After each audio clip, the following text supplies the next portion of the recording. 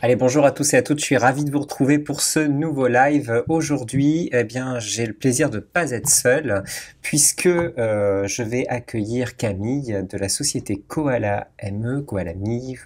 Il y en a plein qui le prononcent différemment. Je lui demanderai exactement comment ça se prononce d'ailleurs. Mais cette société-là a pour but de simplifier la vie des micro-entrepreneurs et notamment, nous allons aborder un sujet qui est très demandé, hein, puisque c'est quelque chose que vous nous demandez souvent à notre support.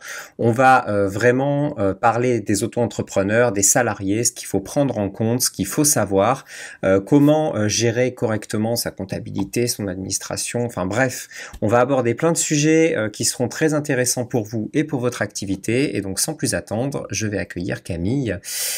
Hop, et voici, salut, salut, comment tu Bonjour, vas? ça va très bien, merci. Je Merci de suis nous ravi de accueillir. t'accueillir. Ouais, bah c'est super gentil. Donc je me présente, je m'appelle Camille et je suis donc responsable de la relation client chez Koala ME. Et donc comme l'a dit Guillaume, Koala ME, c'est une start-up qui a décidé de simplifier la vie des micro-entrepreneurs. Donc je vous expliquerai juste après en quoi on la simplifie. Aujourd'hui, on va être ensemble pour parler bien des autres entrepreneurs et salariés et toutes les choses qui vont devoir être prises en compte si vous souhaitez vous lancer. Donc, excusez-moi, il y a quelqu'un qui a éternué juste à côté de moi. Donc, je vais vous expliquer bien si le cumul d'une auto-entreprise ou micro-entreprise, je vais peut-être utiliser les deux termes pendant que je vais parler, donc vous inquiétez pas, c'est exactement la même chose. Donc, si une micro-entreprise et le fait d'être salarié, c'est compatible. Ensuite, je vous parlerai des obligations à connaître lorsque vous lancez un micro-entrepreneur. Il y en a peu, mais elles sont quand même là et il faut les connaître en amont. Je vais vous parler aussi des seuils qui sont relatifs à la micro-entreprise, des cotisations sociales. En termes d'imposition, qu'est-ce que ça va faire le fait d'être micro-entrepreneur? Et pour finir, quelques petites choses à savoir. C'est ça. Et j'en profite pour vous dire disons, la société Koala ME est avec nous dans les bons plans depuis déjà un petit moment, donc on les connaît bien. Et je vous encourage vraiment si vous êtes intéressé, travailler avec eux. Et donc vous pouvez vous rendre sur la page Bon Plan sur 5 euros pour découvrir la petite offre qui vous est réservée. Voilà. Et donc sans plus attendre, je pense qu'on va passer sur la présentation de Camille. Ouais. Si jamais vous avez des questions, vous pouvez les poser directement sur Facebook et je les noterai et je les poserai à la fin, ou alors je me permettrai de l'interrompre si vraiment c'est intéressant pour vous de le savoir. Voilà. Allons-y Très bien, Camille, je t'en prie. parfait. Donc, comme je disais, Koala ME, donc je vais faire une petite brève présentation de qui on est. Donc, on a décidé de simplifier la vie des micro-entrepreneurs de plusieurs façons. La première, c'est qu'on propose un site internet ressources dans lequel vous avez des articles liés à la micro-entreprise, des explications de notions à connaître quand on est micro-entrepreneur. On a aussi un outil de gestion qui permet de gérer l'ensemble des obligations que vous allez avoir en micro-entreprise, faire des devis, des factures, tenir un livre de compte, ce genre de choses-là. Et on propose aussi, pour les personnes qui souhaitent se lancer ou qui sont lancées, la création de micro-entreprises ou alors de modifier, cesser votre activité ou tout simplement avoir un accompagnement de la part de nos équipes. Donc on va pouvoir commencer dans le vif du sujet. La première chose, c'est est-ce possible de cumuler une micro-entreprise avec mon emploi? Eh bien, la réponse est oui, vous pouvez le faire. Peu importe le type de contrat que vous avez, si vous êtes en CDI, en CDD, intérimaire ou autre, vous pouvez vous lancer en micro-entreprise. Par contre, il faut que votre employeur soit d'accord ou alors que dans votre contrat de travail, il n'y ait pas de clause spécifique qui stipule que vous n'avez pas le droit d'exercer une autre activité à côté, ou alors exercer une activité, oui, mais il ne faut pas que ce soit la même que celle que vous faites avec votre employeur. Donc pas de concurrence avec votre employeur, ça, c'est pas possible. Ensuite, il faut savoir que si vous êtes donc salarié et souhaitez ouvrir votre micro-entreprise, il y a certaines professions que vous n'allez pas pouvoir faire. Admettons, vous êtes dans les secteurs de la santé, dans les assurances ou juridiques, vous êtes avocat, vous n'allez pas pouvoir cumuler une micro-entreprise à côté parce que c'est des activités, des professions qui sont réglementées et dans ce cas-là, c'est pas possible d'ouvrir sa micro. Aussi, si, admettons, vous êtes fonctionnaire et vous vous demandez si vous pouvez ouvrir une micro-entreprise, c'est tout à fait possible. Par contre, ce n'est pas possible si vous êtes à temps plein. Il faut que vous ayez au moins un temps partiel, donc à 70%, pour pouvoir avoir une micro-entreprise à côté. Et il faut que l'administration soit d'accord pour que vous puissiez vous lancer. Mais voilà, si vous êtes salarié, que vous décidez d'ouvrir votre micro-entreprise, c'est tout à fait faisable, mais il faut que votre employeur soit d'accord. Et bien évidemment, pas de concurrence avec son employeur, parce que comme vous êtes salarié, vous devez une certaine loyauté envers votre employeur. Donc vous ne pouvez pas, entre guillemets, vous dire je me lance en micro-entreprise et que la micro-entreprise prenne de plus en plus le pas sur votre activité de salarié. Ça ne va pas fonctionner. Il faut que forcément votre activité de micro-entreprise ne soit pas votre activité principale. C'est le salariat qui l'est. Donc ça, c'est la première chose à savoir. Ensuite, admettons que vous êtes éligible pour faire votre micro-entreprise et que vous décidez de vous lancer, il y a des obligations à connaître en micro-entreprise. C'est un statut qui est simplifié, il y a entre guillemets peu d'administratifs à faire, les démarches sont assez simples. Par contre, une fois que vous êtes lancé, il y a des choses à savoir. La première, c'est que quand vous êtes micro-entrepreneur, vous allez devoir faire des factures. Donc il y a certaines conditions pour faire des factures. La première, c'est si, admettons, votre prestation que vous proposez à votre client est de plus de 25 €, vous devez faire une facture. Si vous allez facturer des entreprises, donc ce qu'on appelle le B2B, dans ce cas-là, vous devez faire aussi des factures. Et si votre client le demande, vous devrez faire une facture à votre client. Ensuite, une fois que vous avez fait des factures, ou même si vous n'en avez pas fait, si elles sont en dessous de 25 €, vous allez devoir tenir ce qu'on appelle un livre de recettes. Donc, toutes les recettes que vous allez percevoir pour le compte de votre micro-entreprise, dès que vous avez fait une prestation, un service à votre client, il paye cette prestation-là, eh bien, vous allez devoir donc tenir un livre de recettes et noter chaque transaction qui sont faites. Le livre de recettes, pour pouvoir le tenir, il faut obligatoirement mettre des informations obligatoires. Le nom de la personne qui vous a fait le paiement, la date et le montant que vous avez reçu et la méthode de paiement utilisée. Ça va être utile. Pourquoi ? Parce que c'est comme ça qu'on va savoir quel va être le chiffre d'affaires que vous allez devoir déclarer. En micro-entreprise, lorsque vous faites vos démarches, vous allez devoir définir si vous allez faire la déclaration de chiffre d'affaires mensuellement ou trimestriellement.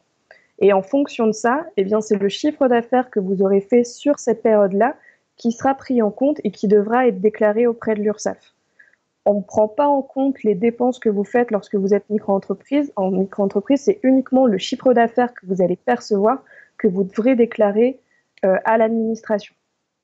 Et pour finir, une fois qu'on a déclaré son chiffre d'affaires, eh bien, ça va être de payer les cotisations. Parce que le chiffre d'affaires, il va y avoir une cotisation dessus qui va représenter un pourcentage du chiffre d'affaires qui dépend en fait du secteur d'activité dans lequel vous allez exercer. Et ces cotisations-là, il faudra les payer. Et le paiement, vous pouvez le faire donc sur le site de l'URSSAF, mais j'en parlerai après. Donc il y a peu de choses, peu d'obligations à connaître en micro-entreprise, mais elles sont quand même importantes. Donc si vous voulez vous lancer, voici ce qu'il faut suivre. Ensuite, les choses à savoir, c'est qu'il y a des seuils qui sont liés au statut de la micro-entreprise. Quand vous êtes micro-entrepreneur et que vous décidez de vous lancer, donc vous avez différents secteurs d'activité dans lesquels vous allez pouvoir exercer, la vente, donc le commerce, l'artisanat. Si vous êtes profession libérale, admettons graphiste ou autre, ou si vous êtes agent commercial, vous avez des seuils qui existent. Il y a deux types de seuils en micro-entreprise. Il y a le seuil de chiffre d'affaires et le seuil de TVA. Donc le seuil de chiffre d'affaires, en fait, il va prendre en compte le chiffre d'affaires que vous allez faire pour vos activités. Donc, soit vous êtes que dans la profession libérale, soit vous exercez plusieurs activités qui sont dans des secteurs d'activité différents. Et donc, on prend en compte le chiffre d'affaires et on va dire que si vous êtes en dessous du seuil de chiffre d'affaires de l'activité que vous exercez, vous pouvez rester dans la micro-entreprise, et si vous les dépassez, on verra après ce que ça fait. Mais donc, il y a des seuils qui existent. Pour la vente, il est de 176 200 €, et pour l'artisanat, la profession libérale et l'agent commercial, c'est de 72 600 €. Donc, Alors par exemple, Oui, pour les gens sur 5 euros, ce sera plutôt tout ce qui est dans les 72 600 euros.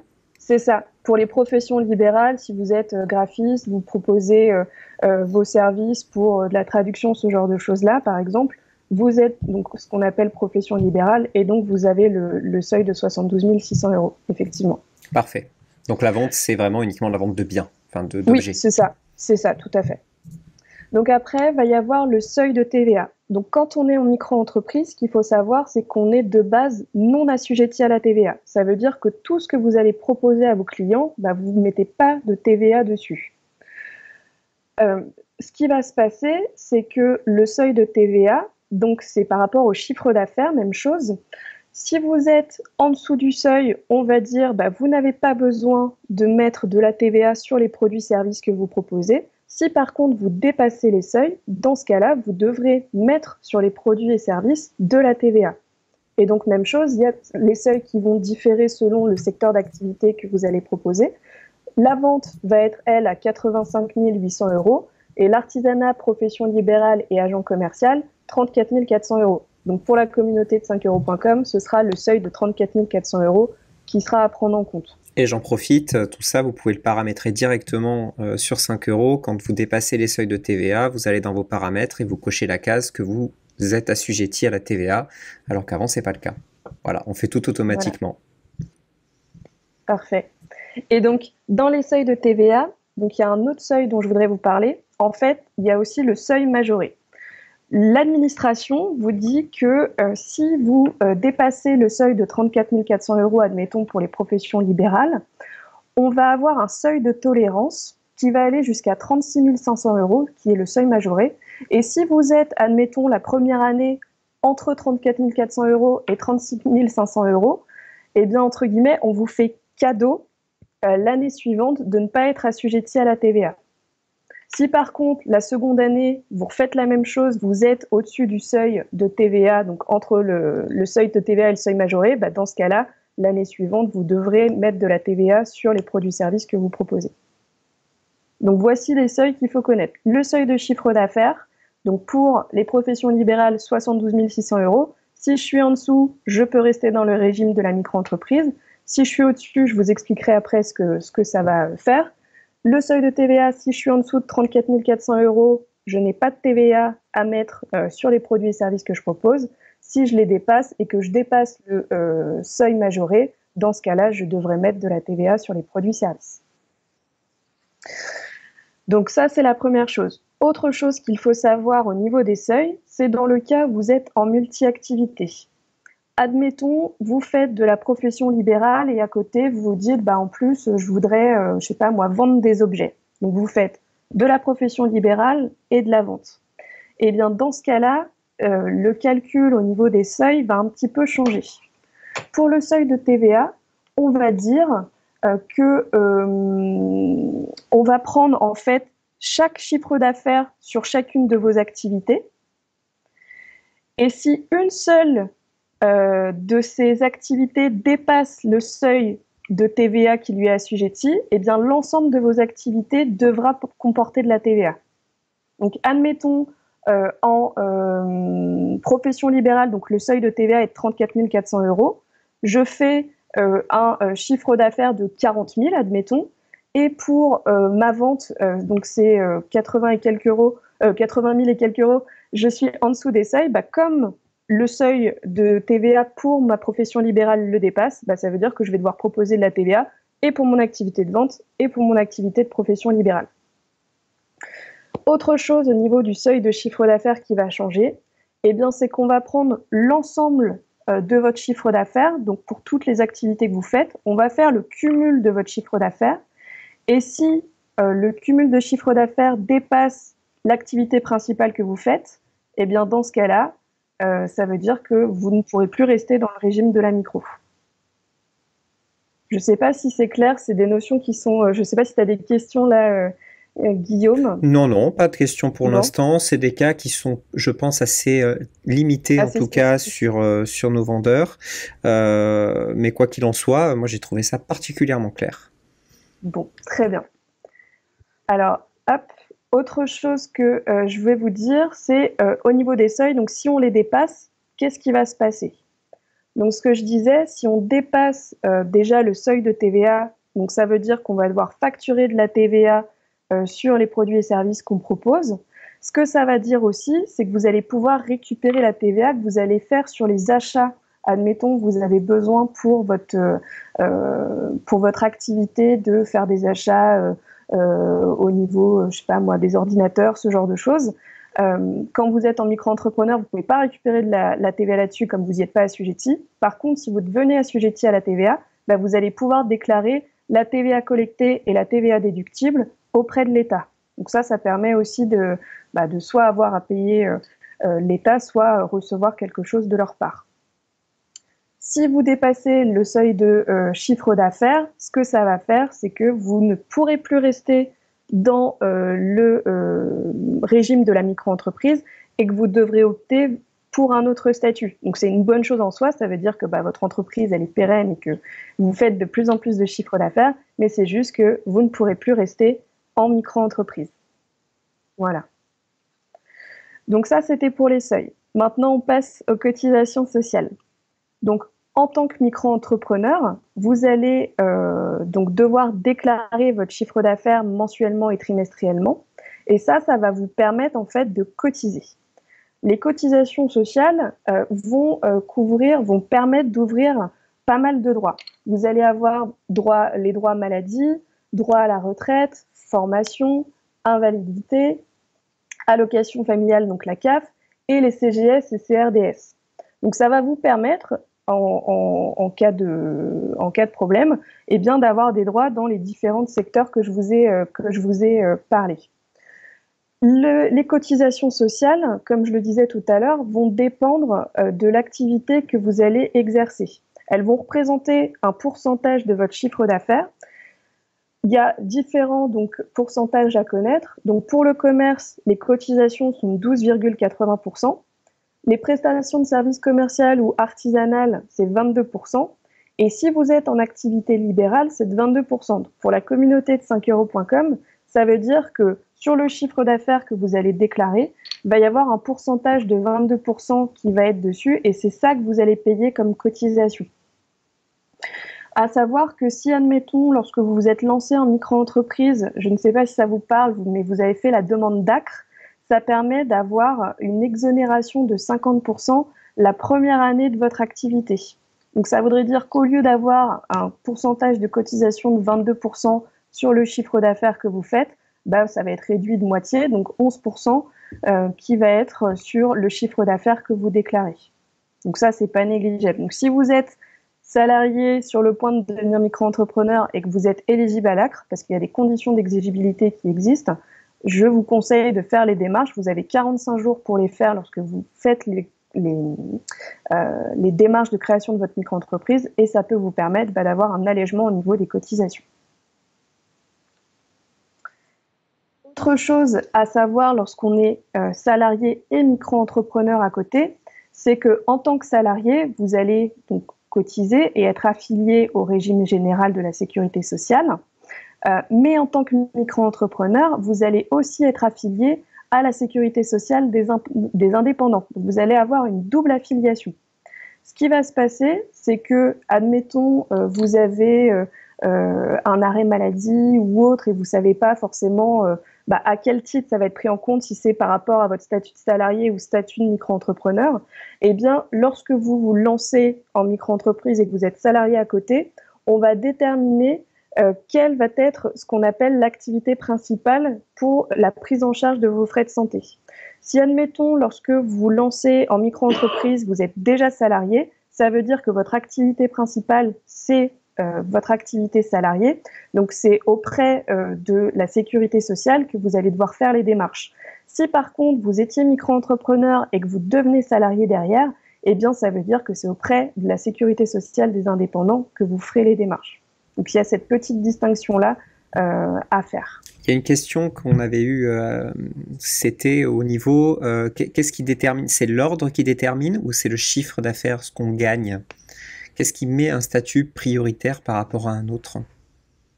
Alors au départ, c'est le fait que c'est le secteur c'est le statut que vous avez qui détermine l'ordre.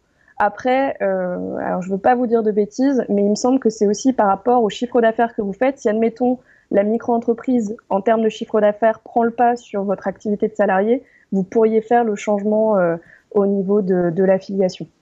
Très bien. Mais j'ai pas forcément les chiffres en tête. Voilà. Dernière chose qu'il faut savoir, c'est au niveau des impôts. Comment ça se passe lorsque vous êtes micro-entrepreneur et salarié à côté? Donc déjà, par rapport aux revenus de votre micro-entreprise, donc déjà non. Au niveau de vos revenus de salarié, bah, vous allez avoir donc l'imposition qui va être faite normalement, ça ne change pas. Par contre, par rapport à votre activité de micro-entreprise, vous allez devoir déclarer le chiffre d'affaires que vous faites. Pour ça, lorsque vous faites la déclaration, vous allez devoir indiquer donc c'est une déclaration qui s'appelle la déclaration 2042 C-Pro, vos revenus. Il va falloir faire une petite distinction si vous avez des revenus qui sont par rapport au BIC ou au BNC. Le BIC, c'est les bénéfices industriels commerciaux, c'est tout ce qui va se rapprocher de l'artisanat ou du commerce. BNC, c'est les bénéfices non commerciaux, donc ça vous représente vous, la communauté de 5euros.com, c'est toutes les personnes qui sont en libéral. Donc vous faites cette petite distinction-là parce que c'est ce qui va vous être demandé dans la déclaration et vous indiquez donc le chiffre d'affaires que vous avez fait. À savoir que lorsque vous faites vos démarches de création de micro-entreprise, vous avez la possibilité, mais c'est sous condition, d'opter pour le prélèvement libératoire de l'impôt sur le revenu. L'option pour le prélèvement libératoire de l'impôt sur le revenu, ça va vous permettre donc de payer un pourcentage d'imposition en plus des cotisations que vous faites mensuellement ou trimestriellement. Le pourcentage d'imposition, c'est de l'ordre de 1,4, il me semble, et ça va donc se rajouter aux cotisations que vous payez. Et lorsque vous allez faire, lorsqu'il va être temps de faire votre déclaration d'impôt annuellement, eh bien, vous allez déclarer le montant que vous avez déjà payé en termes d'imposition et ça va venir se soustraire au montant restant à payer. Donc ça, c'est une option qui est disponible, mais qui est sous condition de revenus. On va regarder les revenus que vous avez pour votre micro-entreprise. On va prendre aussi la situation de votre foyer et si vous êtes éligible, eh bien, vous pouvez prendre cette option-là. Aussi, ce qu'il faut savoir avec la micro-entreprise, c'est qu'il y a une imposition supplémentaire à connaître. En fait, lorsque vous allez vous lancer en micro-entreprise, vous allez devoir déclarer dans quelles conditions vous exercez votre activité. Est-ce que vous le faites chez vous? Est-ce que vous le faites dans un local spécifique? Est-ce que vous êtes en clientèle ou autre? Et en fait, vous allez devoir remplir ce qu'on appelle la déclaration de CFE, donc c'est la cotisation foncière des entreprises. Donc pour déclarer, si admettons vous le faites de chez vous, bah, vous dites que vous travaillez sur un coin de bureau, donc vous déclarez 1 mètre carré. Et vous allez ensuite être amené à payer cette cotisation-là, à savoir que cette cotisation-là, donc ça va dépendre des conditions dans lesquelles vous allez exercer votre activité, mais ça va dépendre aussi de la valeur locative de votre bien et de la communauté de communes dans laquelle vous vous trouvez. Parce que chaque communauté de communes a mis des plafonds, a mis des pourcentages de cotisation, et donc ça va dépendre de tout ça. Quand vous êtes en micro-entreprise, la première année, vous êtes exonéré de payer cette cotisation-là. Par contre, vous allez devoir remplir la déclaration de CFE pour indiquer à l'administration dans quelles conditions vous exercez votre activité. Et c'est seulement l'année d'après que vous aurez à payer cette cotisation-là. La déclaration, elle est à faire avant le 15 décembre, à payer avant le 15 décembre de chaque année. Petite question là-dessus, ceux qui sont en cowork par exemple, et qui travaillent uniquement en coworking, est-ce qu'ils ont à payer le CFE ? Je pense qu'ils vont aussi avoir à payer, mais j'ai un petit doute là-dessus. Je crois qu'il y a quand même à déclarer que vous travaillez sur un coin de bureau quand même. Après, pour ça, je voudrais pas trop m'avancer, mais normalement, c'est quelque chose comme ça. Non, de toute façon, on avertit chaque personne et chacun est responsable, en tout cas, de demander à l'administration fiscale vraiment chaque chose qu'il doit payer, puisqu'on ne peut pas s'adapter à tout le monde et on n'a surtout pas le droit de donner des conseils en matière de fiscalité. C'est ça. Et donc, pour poser les questions, vous pouvez vous rapprocher du centre du service des impôts aux entreprises dont vous dépendez, donc de votre ville. Vous pouvez leur expliquer votre situation pour qu'ils vous conseillent au mieux. Et donc, dans les dernières petites choses que dont je voulais vous parler, eh bien, premièrement, c'est pas mal de personnes se demandent si je dois souscrire à une assurance professionnelle lorsque je me lance en micro-entreprise. La réponse, c'est que c'est pas obligatoire, mais on vous le conseille. Pourquoi? Parce que s'il arrive quelque chose, vous êtes protégé. Ça sera obligatoire uniquement si vous exercez une activité qui est réglementée. Pour savoir quelles activités sont réglementées, vous pouvez les retrouver facilement sur le site du gouvernement, activités réglementées en micro-entreprise, et ça vous sort un résultat. Mais en général, ça va être des activités assez spécifiques. Ça peut être, admettons, ramoneur, ce genre de choses-là. Donc, je pense pas que ce soit la communauté de 5euros.com qui va être On n'est impacté. pas encore dans ce business, non. Vous êtes pas on dans hésite, ce business, on hésite de passer dans le ramonage, mais non. Mais voilà, c'est des activités réglementées, mais voilà, pas obligatoire. On le conseille quand même parce que s'il se passe quoi que ce soit, c'est quand même intéressant d'être protégé. Ensuite, admettons, vous êtes donc salarié et vous vous dites que voilà, vous avez envie de vous lancer dans votre activité, mais vous n'avez pas forcément le temps de le faire. Vous avez la possibilité de demander à votre employeur un congé pour créer votre micro-entreprise. Ça peut être un congé qui peut prendre différentes formes, soit vous vous demandez un congé sabbatique, soit c'est ce qu'on appelle un congé de création, ou alors tout simplement vous prenez des congés sans solde, mais vous avez la possibilité de demander à votre employeur de vous octroyer ce congé-là pour lancer votre activité. Ensuite, si admettons votre employeur est d'accord, vous créez votre micro-entreprise et votre employeur veut faire appel à vous pour faire certaines activités au titre de votre micro-entreprise, vous ne pouvez pas travailler pour lui. Pourquoi? Parce que ça va être considéré comme du salariat déguisé. Vous ne pouvez pas travailler pour votre entrepreneur, quand vous êtes micro-entrepreneur. Donc ça, c'est une chose importante à savoir parce que si, admettons, il y a un contrôle qu'on voit qu'à côté de votre micro-entreprise, vous travaillez pour tel employeur et que dans votre livre de compte, le livre de recettes, c'est noté que vous facturez votre employeur, ils vont vous dire que ça ne marche pas. Donc, il faut faire très attention à ça. On ne travaille pas pour son employeur. Et dernière chose, est-ce que je peux prétendre au chômage lorsque je suis micro-entrepreneur? Théoriquement, oui, vous pouvez, mais les mesures, les démarches pour faire la demande de chômage sont assez complexes. Il y a un allègement qui a été exprimé de la part du gouvernement courant 2022, donc on ne sait pas trop comment ça va s'articuler derrière, mais normalement ils vont l'expliquer. Mais normalement, si vous faites une demande de chômage lorsque vous êtes micro-entrepreneur, il faut qu'il y ait liquidation de votre activité, etc. Donc c'est assez compliqué à demander. Si par contre vous êtes salarié et que vous voulez prétendre au chômage, ça c'est facile. Vous n'avez pas, vous ne devez pas démissionner pour pouvoir prétendre au chômage. Par contre, si vous êtes donc salarié, que vous êtes en recherche d'emploi, vous vous inscrivez à Pôle emploi, vous avez la possibilité d'obtenir des aides de la part de Pôle emploi qui peuvent vous aider par derrière pour monter votre micro-entreprise. Je pense à l'ARE et à l'ARS qui vous permettent d'avoir une aide au démarrage, donc qui peut s'articuler de différentes façons en fonction de ce que vous allez demander, mais ça peut vous permettre aussi d'avoir des fonds lorsque vous voulez vous lancer en micro-entreprise. Donc je ne sais pas s'il y a des questions pour toi, Guillaume, ou si toi tu as des questions à me poser, mais je vous ai présenté tout ce qu'il fallait savoir. Super, on va pouvoir... oui, j'ai quelques questions, et puis j'ai une question aussi j'ai quelques questions sur le flux, mais j'y ai répondu pour la plupart, mais sinon j'en ai une. Ouais. Je travaille dans la fonction publique, mais je suis en CDI, est-ce que je suis considéré comme fonctionnaire? Normalement oui, mais...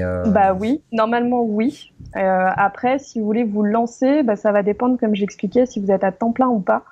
Si vous êtes à temps plein, vous n'allez pas pouvoir vous lancer en micro-entreprise.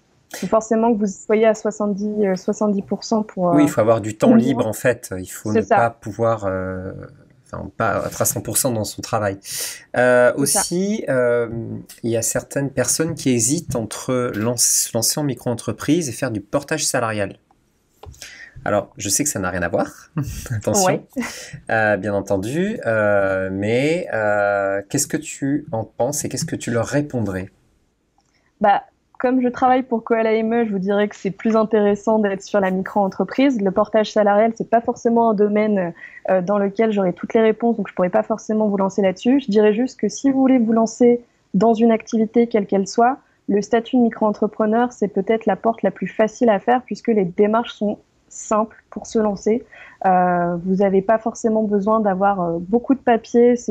C'est simple et puis par derrière, voilà, il y a peu de choses à connaître. Vous n'avez pas besoin d'engager un comptable. La comptabilité est simplifiée puisqu'on vous demande juste de tenir un livre de recettes pour après déclarer votre chiffre d'affaires. Donc voilà, ce serait la réponse que je fais. C'est la micro-entreprise est peut-être une porte d'entrée simple lorsque vous voulez vous lancer dans une activité. Ouais, Portage salarial, je pourrais pas. j'ajouterais, enfin, je suis très team micro-entreprise aussi, hein, donc, mais c'est une question qui est souvent là, puisque on a pas mal de gens aussi qui restent phobiques de la paperasse, et c'est vrai que Ouais. le portage salarial, finalement, c'est zéro paperasse, puisque l'entreprise fait tout. Cependant, vous avez beaucoup plus de frais.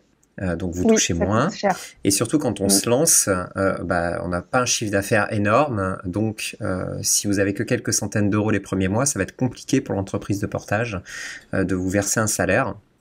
Et en Mm. plus, bah voilà, ça coûte plus cher.